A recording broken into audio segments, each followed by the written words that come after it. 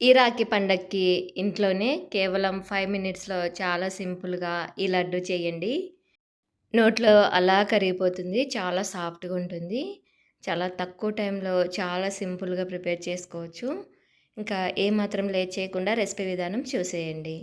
ఈ రెసిపీ కోసం ముందుగా మిక్సీ జార్‌లోకి ఒక 10 వరకు జీడిపప్పు, అలాగే ఒక 10 వరకు బాదం పప్పు, మంచి ఫ్లేవర్ కోసం 3, 4 ఇలాచి వేసుకోవాలి ఫస్టు. వీటిని మెత్తగా గ్రైండ్ చేసుకోవాలి. మీరు కావాలంటే పిస్తా కూడా వేసుకోవచ్చండి. మన దగ్గర ఏవున్నా వేసుకోవచ్చు నట్స్. ఇవే వేయాలని ఏం లేదు.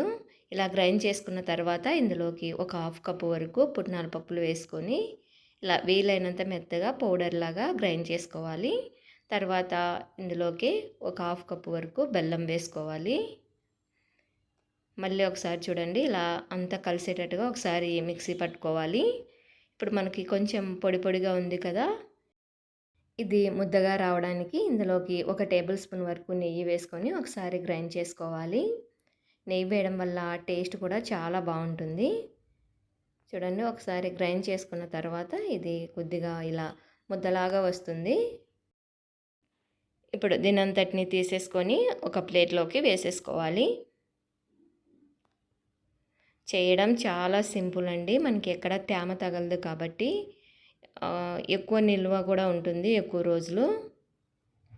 కానీ అన్ని రోజులు ఉండదండి నిజం చెప్పాలంటే. చాలా టేస్టీగా ఉంటుంది కాబట్టి చేసిన రోజే అయిపోతాయి. నోట్లో సాఫ్ట్‌గా అలా కరిగిపోతాయి. నెయ్యి వేసాం కాబట్టి సూపర్ టేస్టీగా వచ్చింది లడ్డు. మీరు తప్పకుండా సింపుల్‌గా కాబట్టి ట్రై చేసి చూడండి ఈ రాఖీ పండగకి. ఇలా మనకు నచ్చిన సైజులో లడ్డూలాగా చుట్టుకొని ఒక ప్లేట్లోకి పెట్టేసుకొని గార్నిష్ కోసం నేనైతే ఇక్కడ పైనుంచి గుమ్మడి గింజలతో ఇలా గార్నిష్ చేస్తున్నాను.